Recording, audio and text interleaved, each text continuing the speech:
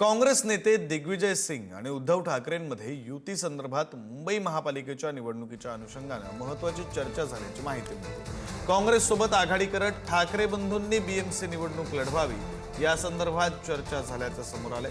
काँग्रेस हायकमांडने दिग्विजय सिंग यांच्यामार्फत निरोप पाठवल्याची माहिती सूत्रांनी दिली। शिवसेना पक्षप्रमुख उद्धव ठाकरे पुन्हा एकदा दिल्ली दौऱ्यावर आहेत। राहुल गांधी यांच्या नेतृत्वाखाली सरकार विरोधात रॅलीचं आयोजन करण्यात आले। दिल्लीत 14 डिसेंबरला रामलीला मैदानावर येण्याचं निमंत्रण देण्यात आलेलं आहे। आता नेते आहेत ते आमच्या इंडिया आघाडीचे घटक पक्ष आहेत, त्यामुळे कदाचित चर्चेसाठी ते गेले असतील। चर्चा होईल। पुढच्या महानगरपालिकेच्या जिल्हा परिषदच्या निवडणुका सुद्धा आहेत।